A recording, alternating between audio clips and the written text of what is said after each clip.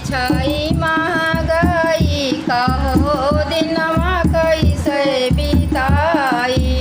देशवा में छाई महंगाई कहो दिनमा कैसे बिताई। देशवा में छाई महंगाई कहो दिनमा कैसे बिताई। देशवा में छाई महंगाई कहो दिनमा कैसे बिताई। सूती मिलत नहीं खद्दर मिलत नहीं। सूती मिलत नहीं खद्दर मिलत नहीं। सूती मिलत नहीं खद्दर मिलत नहीं। सूती मिलत नहीं खद्दर मिलत नहीं। मखमल पे छाई महंगाई कहो दिनमा कैसे बिताई।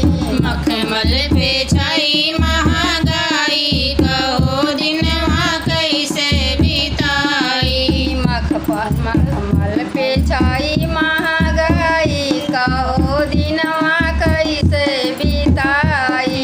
मखमल पे छाई महंगाई कहो दिनमा कैसे बिताई। देशवा में छाई महंगाई कहो दिनमा कैसे बिताई। देशवा में छाई महंगाई कहो दिनमा कैसे बिताई।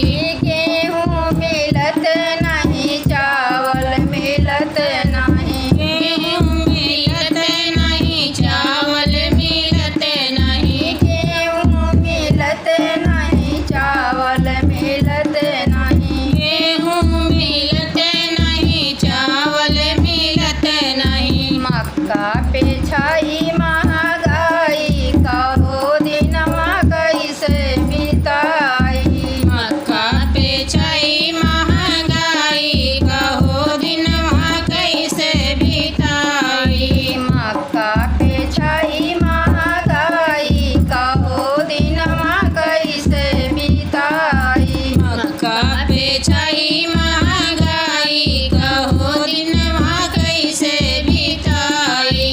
देशवा में छाई महंगाई कहो दिनमा कैसे बिताई। देशवा में छाई महंगाई कहो दिनमा कैसे बिताई। देशवा में छाई महंगाई कहो दिनमा कैसे बिताई। देशवा में छाई महंगाई कहो दिनमा कैसे बिताई। बन के नवाब सब कुर्सी पे बैठे। बन के नवाब सब कुर्सी पे बैठे। बन के नवाब सब कुर्सी पे बैठे। बन के नवाब सब कुर्सी पे बैठे। आग लगवन के नेताई कहो दिनमा कैसे बिताई।